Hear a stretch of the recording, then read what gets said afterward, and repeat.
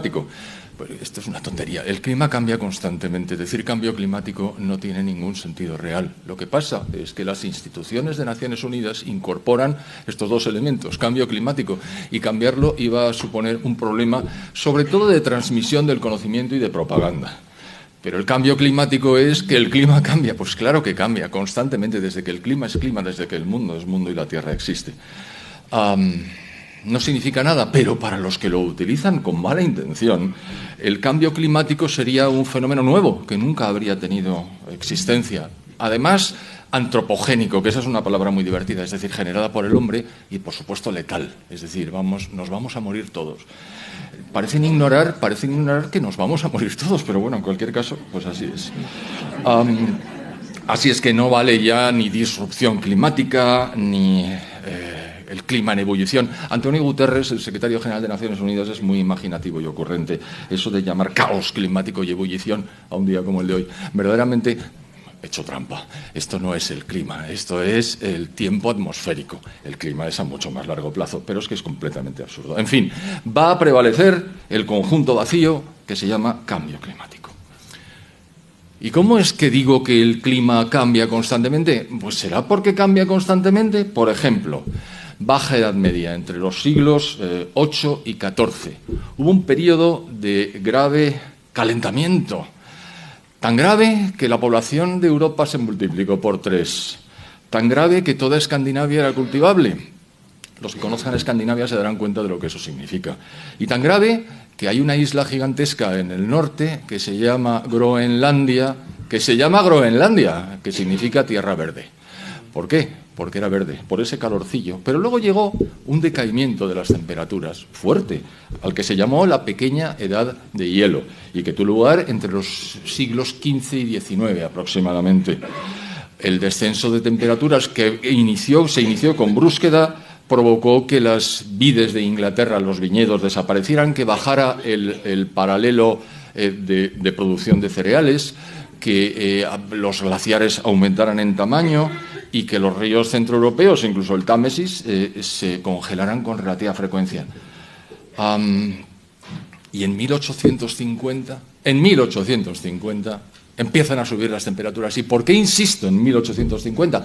Porque los calentólogos cogen esa fecha, la de que empiezan a subir las temperaturas, para decir, ¿veis? El ser humano está, con su actividad industrial y agraria, están calentando el clima de la Tierra a través de las emisiones de CO2. Pero lo que pasó es que, tal y como había habido una subida de temperatura en el Imperio Romano, en primer lugar, en segundo lugar, en la Edad Media, y en tercer lugar, a partir de 1850, estos son movimientos naturales del clima. El clima cambia. En el siglo XX, el incremento de temperaturas de la atmósfera ha sido de 0,6 grados centígrados en 100 años. Tampoco parece una crisis climática muy fuerte, pero ahí ha empezado el baile, precisamente en esa época. Ahora la Tierra es ligeramente más cálida que antes, pero no se sabe muy bien por qué, la verdad. Y dentro del siglo XX hubo calentamientos y enfriamientos que tampoco sabemos a qué obedecen, puesto que el elemento fundamental que argumentan las personas que sustentan la hipótesis del cambio climático es que es el CO2 en su constante aumento como consecuencia de la actividad del ser humano el que estaba provocando las variaciones al alza de temperaturas. Pero si en el propio siglo XX ha habido dientes de sierra, mientras el CO2 subía incesantemente, las temperaturas subían y bajaban absolutamente al margen del CO2, que probablemente no les gusta nada. Bueno, pues antes de 1998 no se había materializado una sistemática presentación del cambio climático como responsable. Los científicos decían que la temperatura había experimentado cambios siempre. Curiosamente, desde 1998 hasta 2015 y desde 2016 hasta 2023, la temperatura de la atmósfera se ha incrementado 0 grados centígrados. Y ya les digo yo que el crecimiento del CO2 se ha mantenido con los ritmos habituales. Es decir, esta correlación, más aún, esta causación que esta gente quiere imponernos, es decir, como el CO2 está calentando la atmósfera, reduzcamos el CO2, no para todos, ya lo veremos luego, reduzcamos el CO2, es algo que es del todo insostenible y no refleja la realidad. he dejado un hueco entre 2015 y 2017. ¿Qué pasó? Que vino el niño. ¿Y quién es el niño? Pues el antagonista de la niña. ¿Y quién es el niño? Bueno, es el responsable del calentamiento de las capas superiores del agua en el Pacífico Oriental. No está teniendo lugar ningún calentamiento global, ni peligroso, ni pacífico, ni nada. Y aunque no lo tengo escrito, aprovecho para decirles que si hay algo peligroso, es el enfriamiento. El enfriamiento acabaría con todos nosotros con mucha facilidad. Ayer, que estaba haciendo una presentación en la radio, estuve comentando que se ha establecido, y nadie lo discute, que la gente en todo el mundo muere 10 veces más por frío que por calor. Y eso no se discute porque es exactamente así, es un hecho.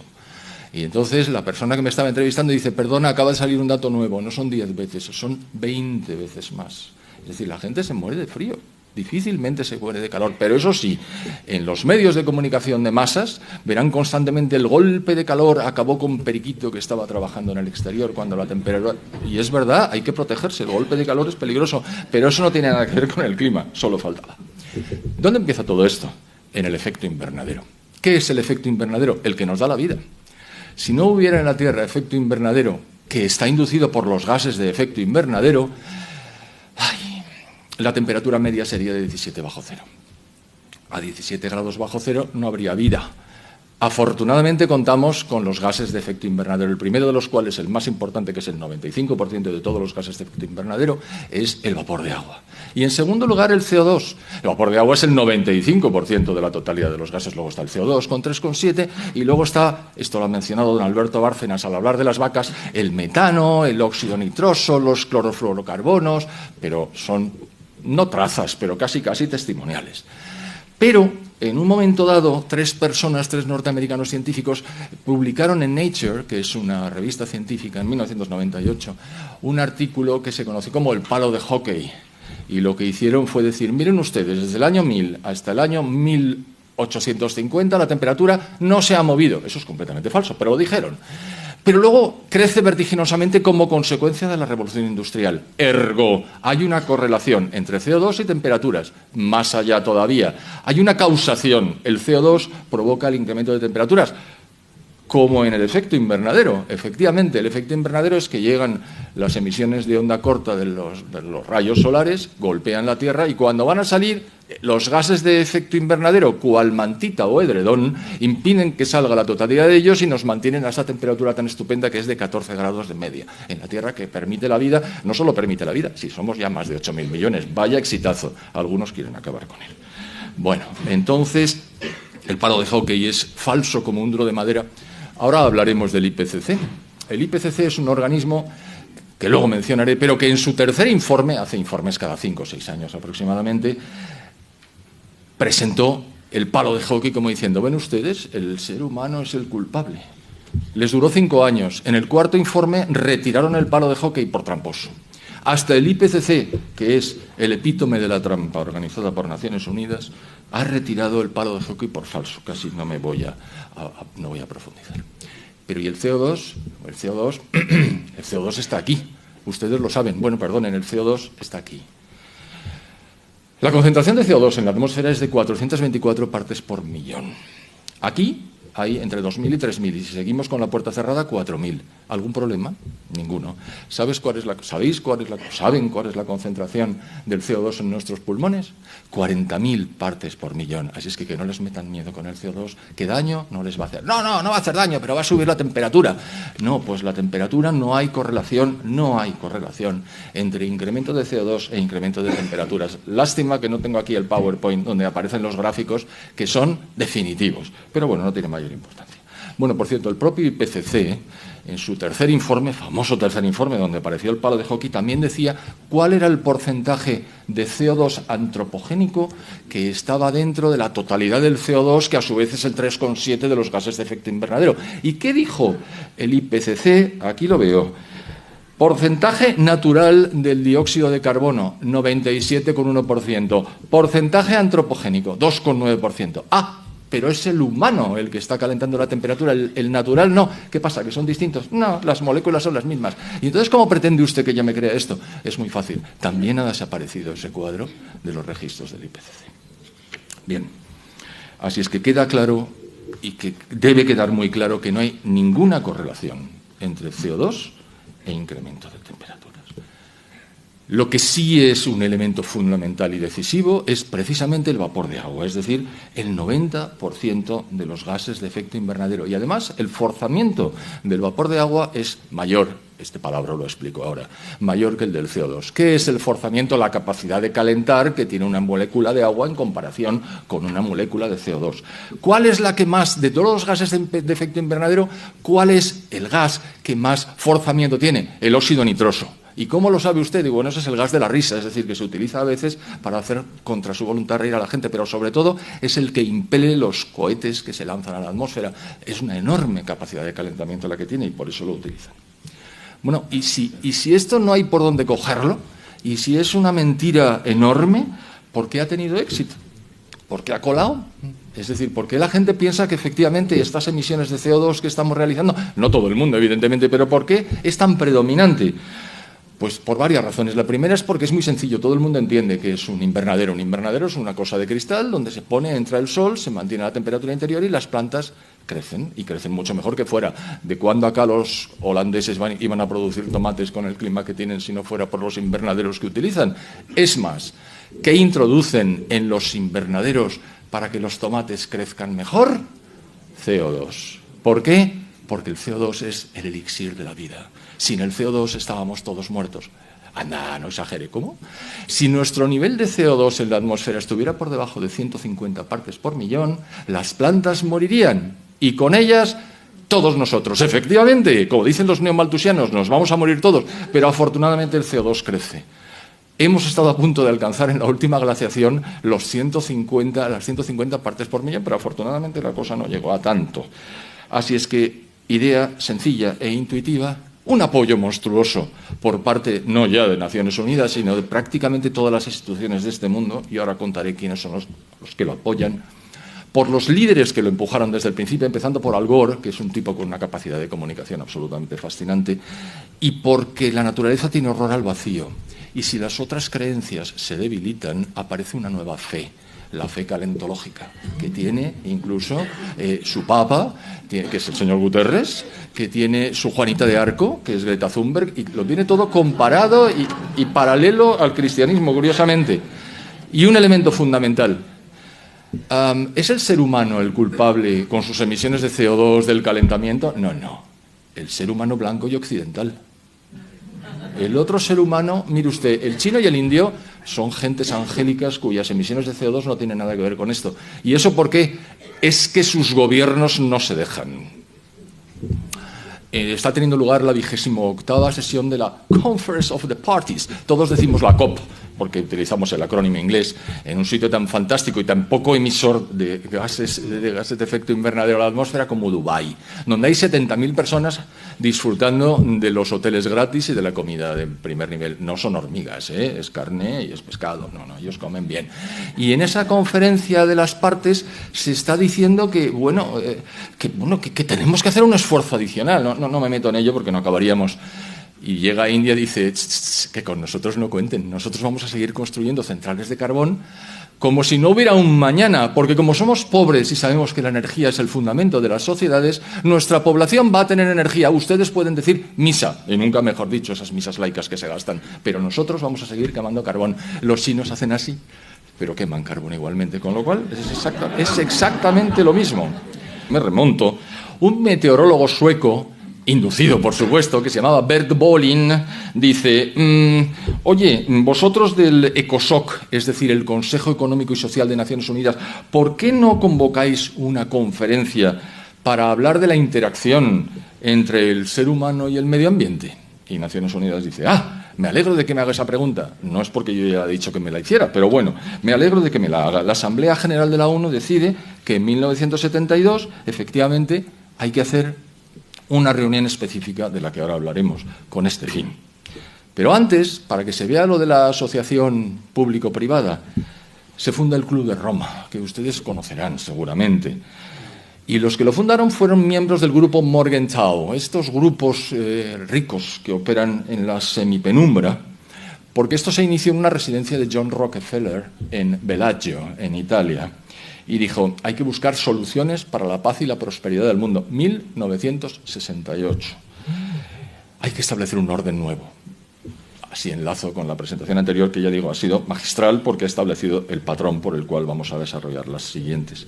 Pero ese mismo año, el MIT, el Instituto de Tecnología de Massachusetts, presenta un papel, dice, las terribles consecuencias del incremento de la población. Es que estoy leyéndolo porque como me cuesta decir estas cosas. Las terribles consecuencias del incremento de población en el mundo, la reducción de la producción agraria, cuando jamás se había incrementado tanto, es una cosa. El agotamiento de los recursos. Ustedes saben que los recursos no se están agotando, ¿verdad? Podemos hablar de eso otro día. La creciente producción industrial y la contaminación. Voy a tener que hacer un paréntesis. El CO2 no contamina. El CO2 da la vida. El CO2 está aquí. ¿Cómo va a contaminarnos si lo tenemos dentro? Nos hubiera matado. O sea que cuando la gente dice el CO2, la emisión contaminante del CO2, no, mire usted, el CO2 no contamina nada.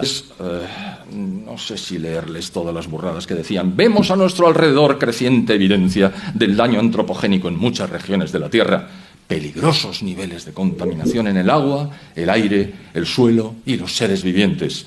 Grandes e indeseables alteraciones en la balanza ecológica de la biosfera, destrucción y agotamiento de recursos irreemplazables, dañinos efectos para la salud física, mental y social, no hablaban de la suya, evidentemente, del hombre en el entorno creado por el hombre, particularmente en el residencial y el laboral. Debe haber algún otro. Y más de esas. Es decir, este es el tenor, en el año 72, de las Naciones Unidas intentando modificar el patrón del comportamiento de las sociedades a través de las economías y, como luego veremos, de la energía. Así que la Conferencia de Estocolmo estableció en 1972 el medio ambiente como parte de la Agenda de Desarrollo Internacional. De esto hace 50 años, es decir, la cosa viene de antiguo, y creó el United Nations Environment Programme, el UNEP, que luego veremos, que se funda en Nairobi y allí sigue. Y su director ejecutivo, antes habrán oído hablar al señor Bárcenas de Maurice Strong, aquí está, convocó la primera reunión de expertos en el cambio climático. ¡Hala! El palabra aparece ahí. Muy bien. Paralelamente, y en Estados Unidos, que es una adalid, por lo menos los demócratas en los Estados Unidos, de este tema del cambio climático, un físico conocidísimo y climatólogo de los Estados Unidos que dirigió el Instituto Goddard de la NASA, que se llama James Hansen, depuso, primera acepción de deponer, ante el Congreso de los Estados Unidos y dijo: las emisiones antropogénicas de gases se correlacionan y causan el calentamiento de la Tierra, y propuso medidas para limitar su impacto, es decir, Naciones Unidas y además la NASA. Y entonces Naciones Unidas no se pudo quedar quieta y dijo: vamos a crear un organismo que se encargue de la gestión, de demostrar que el ser humano es culpable. Y se llamó IPCC, porque si lo decimos entero nos cansamos, Intergovernmental Panel on Climate Change.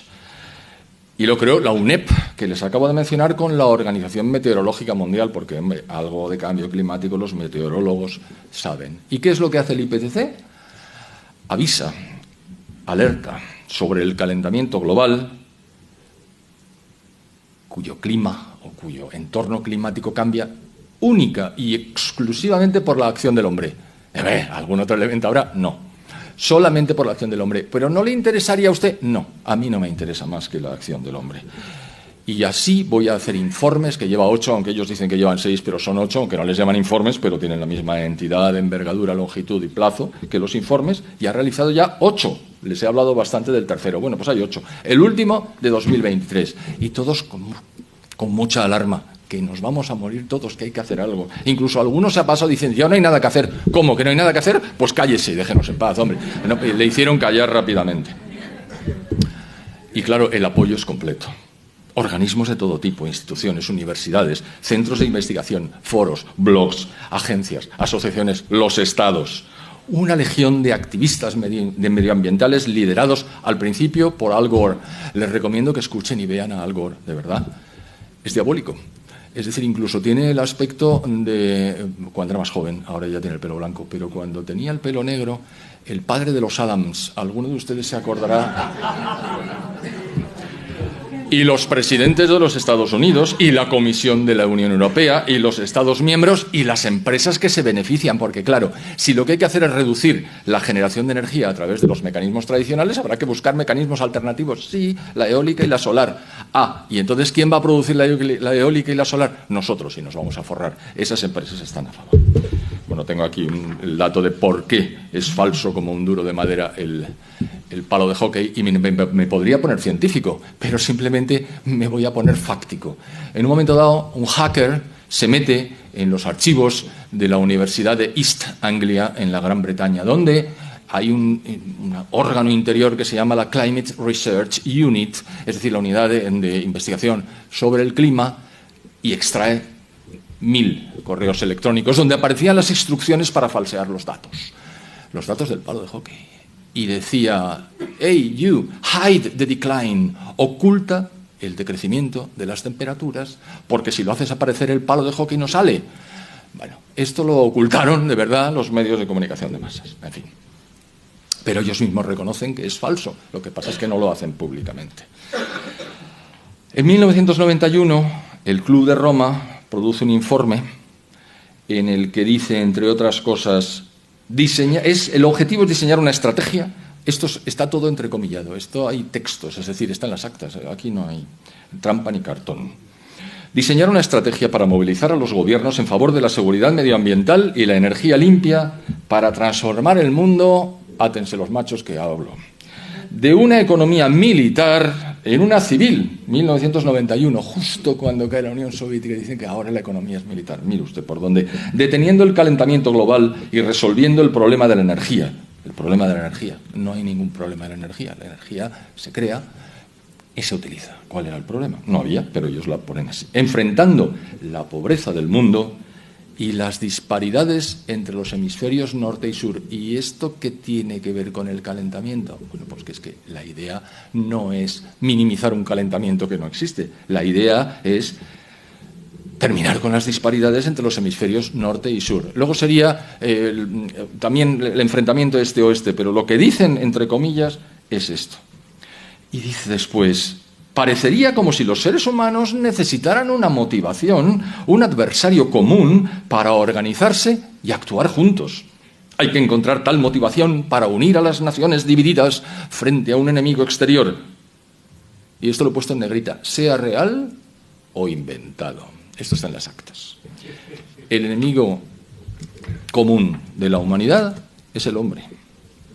Dice más cosas, pero una de ellas, no se lo leo todo porque esto es mortal, nada que ver con lo mortal que resulta leerse los objetivos de desarrollo sostenible. Eso sí que es mortal. Tengo aquí un amigo con el que me estoy repartiendo la lectura y análisis crítico de los 17 puntos y 169 metas, y les aseguro que conservamos el equilibrio emocional a duras penas, porque es una terminología insostenible, una contradicción detrás de otra y una incongruencia interminable.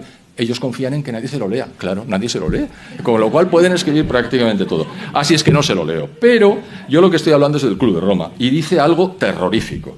Las viejas democracias han funcionado razonablemente bien los últimos 200 años, pero parecen encontrarse en una fase de estancamiento autocomplaciente, sin liderazgo ni capacidad innovadora. La democracia no es una panacea.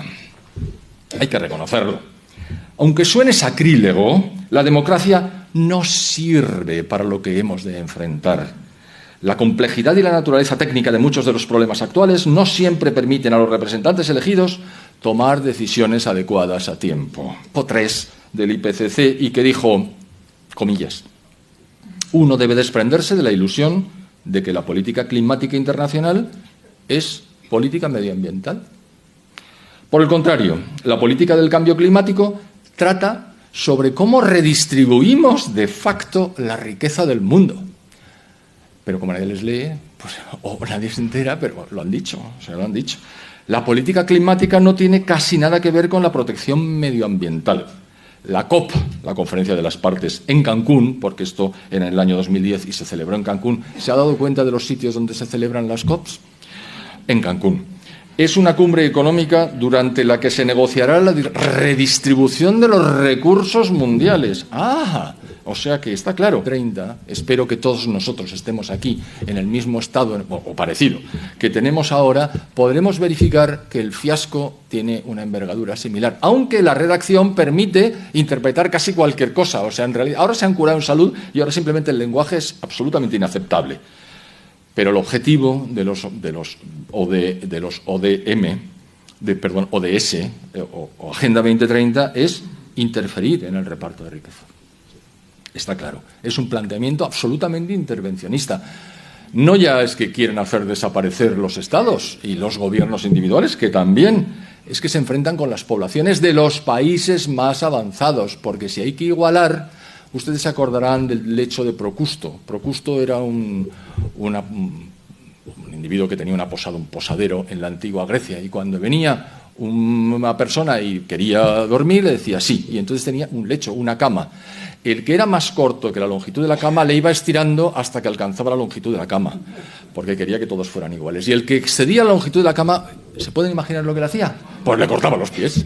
Bueno, pues Naciones Unidas quiere el lecho de Procusto para todos nosotros. Es decir, nos quiere empobrecer a través de restricciones en el uso de la energía. ¿Qué boda sin la tía Juana?, como diría un comentarista radiofónico muy conocido. Richard Lachman, de los Socialistas Democráticos de América, en 2019 vinculó el cambio climático con la agenda socialista mundial y dijo: el cambio climático es un asunto en torno al cual la gente puede unirse sin fronteras, oponiéndose tanto a fascistas, como se dice así, como a neoliberales. El cambio climático provee un marco en el cual los socialistas pueden unificar las políticas internas e internacionales, lo ideológico y lo práctico, lo personal y lo político, y así sucesivamente. ¿Qué han hecho a lo largo del tiempo para intentar conseguir los objetivos de reducción de temperaturas? Pues primero el Protocolo de Kioto. El Protocolo de Kioto, que es un intento de reducir las temperaturas vía reducción de las emisiones. Bueno, la idea era, si la temperatura hasta el año 2012, esto se arbitró en el 2008, se incrementan 2 grados en un periodo concreto, aspiramos a reducir 0,07 grados centígrados. Pero si se incrementa 1 grado, aspiramos a reducir 0,04.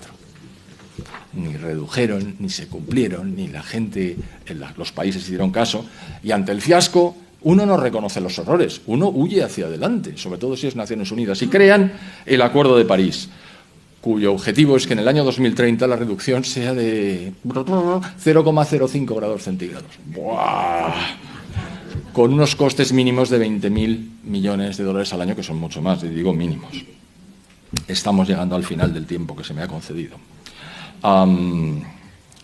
Hemos hablado antes, Alberto Bárcenas ha hablado de todos los objetivos de los 17. Yo he traído solamente a colación 2, el 7 y el 13. El 7 dice garantizar el acceso a una energía asequible, segura, sostenible. Si en una frase de Naciones Unidas no aparece sostenible y resiliente, la frase no es de Naciones Unidas. Garantizar el acceso a una energía asequible, segura, sostenible y moderna. Meta 7.1, garantizar el acceso universal a la energía. Claro, uno lee estas cosas y dice, qué bien, que todo el mundo tenga acceso a la energía. Dice, pues sí, pero ¿cómo? Bueno, eso ya los técnicos lo discuten. Aumento de las energías renovables. A ver, ¿y cuando no sopla el viento y no luce el sol? Bueno, pero para eso están las centrales de respaldo. Pero esas queman gas. Bueno, no, pero también estaría la energía hidroeléctrica si resulta que conseguimos que haya unas presas en un elemento superior, en una altura, una cota superior, y entonces cuando sobre energía subimos el agua y cuando haga falta de energía la dejamos caer, mueve la turbina y genera energía. Ah, está muy bien eso, sí, pero ustedes nunca hablan de eso. Hablamos nosotros que conocemos de qué va el tema. Ya, bueno, pues entonces vamos a intentar duplicar la tasa de eficiencia energética. ¿Usted sabe lo que significa eficiencia, muchacho? Es que eficacia y eficiencia son cosas muy distintas. Eficiencia es conseguir los mismos objetivos con pocos costes o en poco tiempo o en poco tiempo. Pero con las renovables se consigue todo lo contrario. Es inherentemente ineficiente. Eficiente es la energía hidroeléctrica, eficiente es la energía nuclear, pero desde luego la eólica y la solar no lo son. ¿Y el objetivo 13 qué dice? Pues cambio climático, acción por el clima. Fortalecer la resiliencia, ya les había dicho, fortalecer la resiliencia y la capacidad de adaptación a los riesgos relacionados con el clima y los desastres naturales en todos los países. Es que no hay más desastres naturales, es que no hay más muertos como consecuencia de los que queden desastres naturales que siga habiendo.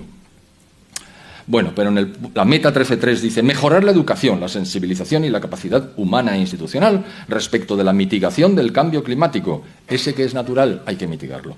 La adaptación a él, la reducción de sus efectos y la alerta temprana. ¿Se han fijado que la alerta temprana la ponen al final? Coño, pues si la alerta viene al final, ya no es alerta, ya es simplemente recoger los trozos. Pero es que ni la redacción, es una cosa impresionante. En fin, todo esto no es gratis, ¿eh?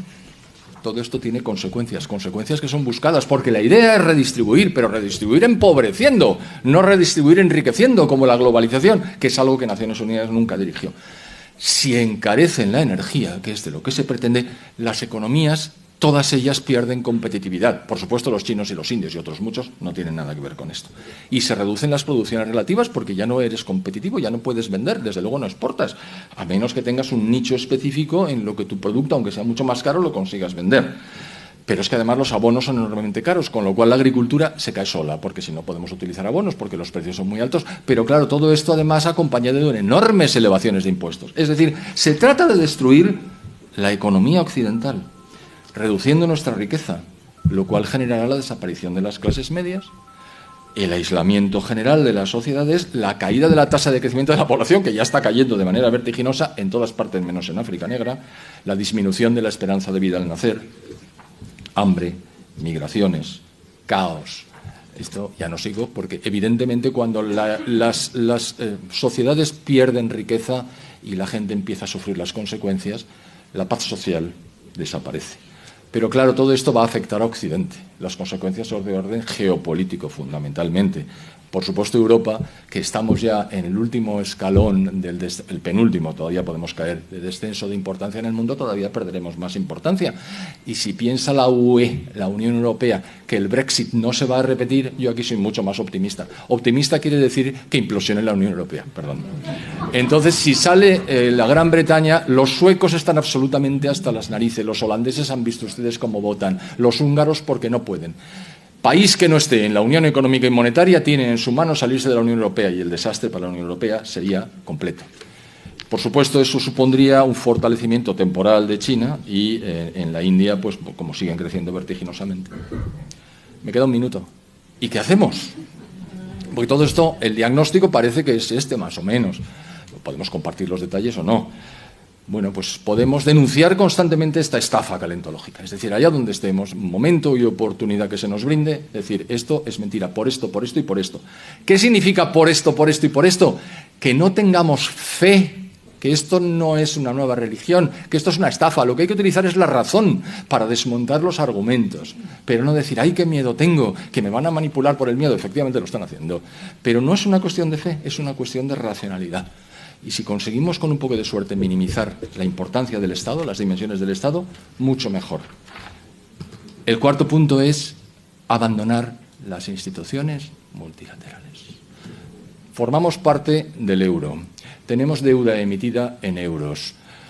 Como si saliéramos del euro, la nueva peseta tendría que devaluar respecto de la situación en la que nos encontramos ahora, nunca podríamos pagar la deuda. Es verdad que no la vamos a pagar nunca, a ver si van a pensar ustedes que vamos a pagar alguna de la deuda. La deuda es perpetua y creciente, como se ve por las decisiones que se adoptan. Pero en todo caso sería absolutamente impagable y entraríamos en quiebra, y como habría que salirse también del Fondo Monetario Internacional, a ver quién nos iba a valer. Es decir, nosotros no nos podemos salir de la Unión Europea, pero de la ONU sí, sin coste. No hay que pretender que la ONU desaparezca. Ellos no van a desaparecer, pero bueno, no. Nosotros lo que podemos hacer en su momento es dejarles con su muñeco e intentar salirnos. Eso sí, nos va a costar un poco convencer al Gobierno de España. Muchas gracias.